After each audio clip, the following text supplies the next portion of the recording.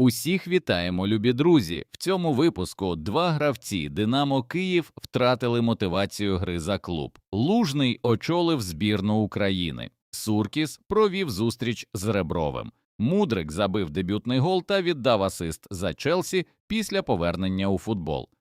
Любі друзі, підтримайте україномовний Ютуб вашим лайком цьому відео та поїхали дивитися новий випуск разом.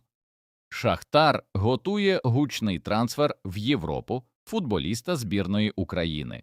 Голкіпер Шахтаря та збірної України Дмитро Різник може продовжити кар'єру в чемпіонаті Італії. Український воротар потрапив до сфери інтересів туринського Ювентуса. За інформацією журналіста Стефано Несті, представники агентської компанії «Простар», яка веде справи 27-річного футболіста, мають провести переговори з керівництвом Ювентуса. Повідомляється, що Різник не єдиний кандидат на посилення воротарської позиції. Туринський клуб також розглядає інші можливості підсилення воротарської позиції. Суркіс провів зустріч з Сергієм Ребровим. За інформацією видання «Та то таке» керівництво київського «Динамо» провело зустріч із тренером Сергієм Ребровим. Ця зустріч відбулася після відставки Реброва зі збірної України. Тоді Ребров повідомив, що вже має пропозиції із Саудівської Аравії. Потім тренер вирішив узяти творчу відпустку, але у підсумку Ребров так і не очолив жодну команду. Зараз Сергій Станіславович повернувся в Україну, і у медіа вже ширяться чутки про ймовірне повернення Реброва назад в «Динамо Київ», враховуючи невдалі результати команди під керівництвом Ігоря Костюка. Якщо Ребров повернеться в «Динамо», то це нічого не змінить. По-перше, сам Ребров як тренер відверто деградував. Це ми побачили на результатах збірної. По-друге, в «Динамо» не зміняться процеси усередині команди. Суркіс не стане витрачати гроші на трансфери, а селекціонерами залишаться умовні Буряки, Заварови та Іщенки. По-третє, рівень нинішніх футболістів «Динамо» теж не відповідає амбіціям боротьби за чемпіонство. Одна справа, коли у Реброва в команді були праймові Ленц, Ярмоленко чи Віда, а інша справа, коли у тебе в складі Біловар, Суркіс-молодший чи Волошин. Звучить не дуже оптимістично, хоча після провалу у збірній Україні «Динамо» – це, мабуть, єдиний пристойний варіант для Реброва, адже навряд чи хтось буде запрошувати цього спеціаліста в топ-клуб.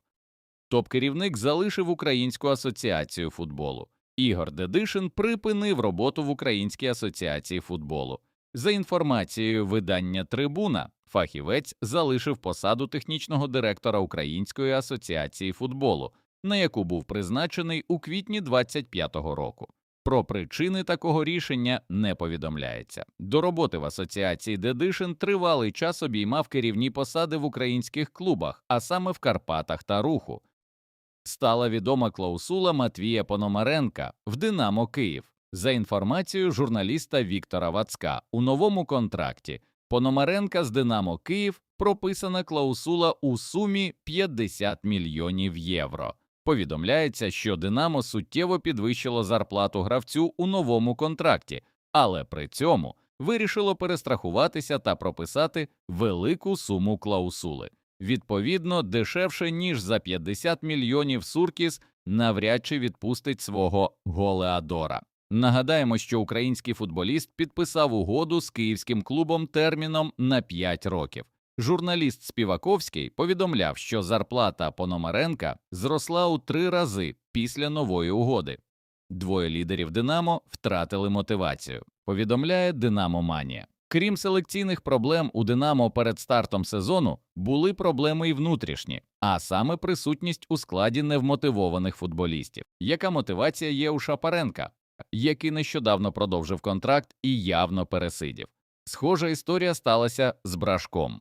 Володимир, судячи з усього, довго відходив від того, що його не відпустили у Вулверхемптон, а коли прийшов до тями, то ніби знизив до себе вимоги і тільки зараз почав повертати свою форму, зазначає джерело. Лужний очолив збірну України з футболу. Збірну України з футболу Ю-19 очолив легендарний Олег Лужний. Востаннє Лужний працював головним тренером у Таврії в 2013 році. З 2017 по 2019 роки він був асистентом Олександра Хацкевича в «Динамо». При цьому Лужний також є головою Комітету професіонального футболу Української асоціації футболу.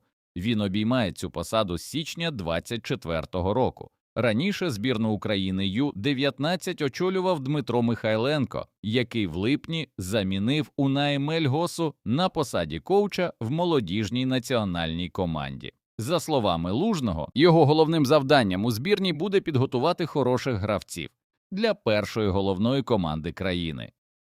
Арда Туран прокоментував цілі Шахтаря на поточну Лігу чемпіонів. Цитуємо турецького тренера. «Зараз українським командам грати у Єврокубках дуже важко. Це дійсно важке випробування. Я в жодному разі не хочу, щоб це сприймалося як виправдання. І ми не сприймаємо це як виправдання. Тому, відповідаючи на ваше запитання, наша ціль – фінішувати в топ-24. Це не мрія. Важливо наголосити, це наша ціль. Більше того, якби ми мали змогу грати на Донбас-арені, я би стверджував як про доконаний факт, що ми фінішуємо в топ-24 команд основного етапу Ліги чемпіонів. Але, на жаль, ми граємо не вдома, не в Донецьку, і поки не маємо підтвердженого домашнього стадіону. Окрім того, не забувайте про постійні подорожі. Зрештою, Руслан Ротань, Віталій Пономарьов та Ігор Костюк не дадуть збрехати, вони теж мали змогу відчути цей режим подорожей, що займають добу, та намагатися підготувати команду до цього, довести до оптимальної форми, щоб вона змогла показати максимум на Євроарені. Це дуже непросто, заявив Туран. Навіть без домашньої арени, на нашу думку, Шахтар все рівно повинен виходити в плей-офф Ліги чемпіонів. Якщо Карабах минулого сезону зумів це зробити, то чим гірше Шахтар. Тим паче за останні 2 роки президент клубу вклав великі гроші в команду та трансфери, і вже нарешті треба показувати результат в Європі. Єдина проблема Шахтаря – це ненадійний захист і опорна зона, яку так і не вдалося підсилити. З Бондарем, Матвієнко і Назариною завдання потрапити у топ-24 дійсно ускладнюється. Але, тим не менш, карнавальні бразильці повинні робити різницю в атаці. Інакше, якщо Шахтар виступить на рівні позаминулого сезону Пушича в Лізі чемпіонів, то тоді виникає логічне питання, а навіщо взагалі запрошували Турана в клуб? Друзі, а як ви думаєте, чи зможе Шахтар вийти в плей-офф Ліги чемпіонів? Пишіть вашу думку в коментарях нижче. Стало відомо, де може продовжити кар'єру Михайло Мудрик. Вінгер Челсі. Михайло Мудрик має усі варіанти продовження кар'єри після того, як наприкінці липня з нього зняли дискваліфікацію за порушення антидопінгових правил, повідомляє видання The Athletic. Клуби високого рівня в Англії, Італії, Німеччині та Іспанії заявили про свою зацікавленість до українця. Страсбург поки що не розглядався як варіант для переходу.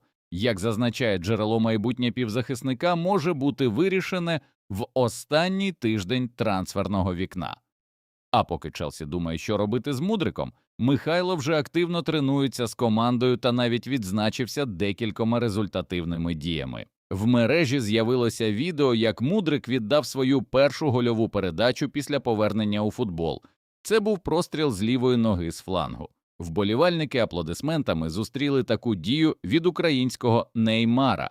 Окрім того, Мудрик вже встиг і забити перший гол на тренуванні після повернення, обігравшись з партнером та пробивши в дотик.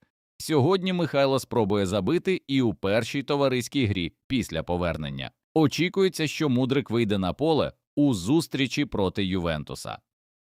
А у нас на цьому все. Дякуємо, любі друзі, вам за ефір. Поставте, будь ласка, лайк цьому відео та підпишіться на канал. До нових зустрічей. Бережіть себе та Україну.